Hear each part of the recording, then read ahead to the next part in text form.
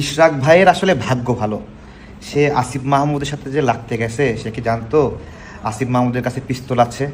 আসিফ মাহমুদ ষড়যন্ত্র করেছিল মুরাদনগর ধর্ষণের ঘটনায় বিএনপিকে ফাঁসায় দেবে। এটা কিন্তু তার নির্বাচনী এলাকা এবং আওয়ামী লীগকে সাথে করে নিয়ে বেশ জোরে সোরে তার আয়োজন চলছে। এবং দেখেন, ওইখানে যারা ধরা পড়লো তাদের পরিচয় ছাত্রলীগ, আওয়ামী লীগ, এবং যে ভিডিও ধারণ করেছিল সেও কিন্তু আওয়ামী লীগের। আমার প্রশ্ন হলো যে আওয়ামী লীগের হয়েও ভিডিওটা করে বিএনপির নামে ছাড়লোটা কে? এটা হলো প্রশ্ন। তো আল্লাহর কি খেলা দেখেন, আসিফ মাহমুদ বা যে গং বিএনপিকে ফাঁসাতে চেয়েছিল, এখানে আমরা দেখেছি সাদিক কায়েম সহ জামাত শিবিরের ভাইয়েরাও খুব উৎসাহ আগ্রহ নিয়ে যে এইটা বিএনপি এই ধর্ষণের সঙ্গে জড়িত এইভাবে প্রচার করেছে। দেখেন উল্টা ঘটনা কি ঘটে গেল, আসিফ মাহমুদ নিজেই কট খেয়ে গেল। আসিফ মাহমুদের ম্যাগজিন সহ ধরা খাইল বিমানবন্দরে। মানুষকে ফাঁসাইতে চাইলে দেখেন নিজেকেই ফাঁসতে হয়। এবং আসিফ মাহমুদ ক্ষমাও চাইল, আবার ক্ষমা চাইলো তো ভালো কথা, নিউজ হইল, সেই নিউজগুলো 5 মিনিটের মধ্যে আবার ডিলিট হয়ে গেল। হ্যাঁ, ধরেন ম্যাগজিন সে নিরাপত্তার জন্য রাখতে পারে, সেই নিউজও হইতে পারে। এই নিউজটা যে ডিলিট করাইলো, এইটা কতটুকু ফ্যাসিবাদী আচরণ?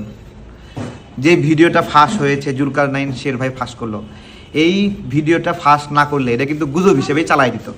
কারণ জনগণের মূল তথ্যের ভিত্তি হলো নিউজ, আর সেই নিউজগুলো ডিলিট করা মানে কি, হয়তো ঘটনা মিথ্যা।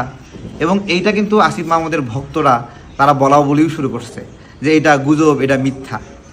তো এটাই হলো একটা বিষয়।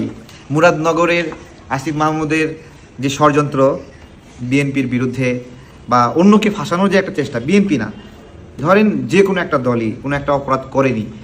এমনিতে তো রাজনৈতিক দলগুলোর অনেক দোষ, চুল থেকে পান খুসলেই নানা সমালোচনা হয়, আলোচনা হয়, এটা বিএনপির হয়, জামাতের হয়, অনেক ঘটনা আছে, তাই না? এই যে মেহেন্দিগঞ্জ বরিশালে একজন শিবিরের নেতা প্রবাসীর স্ত্রীর সাথে ধরা খেলো, সেইখানে আমরা যখন প্রথম প্রচার করেছিলাম তখন এটাকে গুজব হিসেবে চালিয়ে দেওয়া হয়েছিল।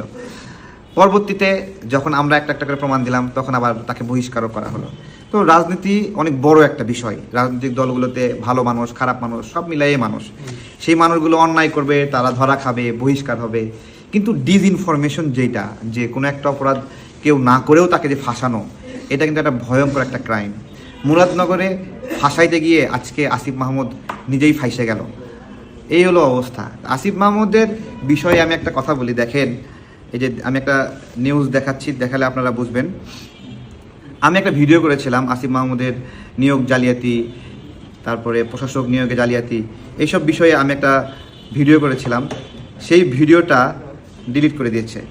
এবং আপনারা খুব করে খেয়াল করবেন যে আসিফ মাহমুদের বিষয়ে যে নিউজগুলো বিভিন্ন সময় হয়েছিল, অনলাইনে রয়ে গেছে নিয়োগ জালিয়াতি বিষয়ে, ওয়াসার ঘটনা তো আমরা সবাই জানি টুকটাক, তাই না?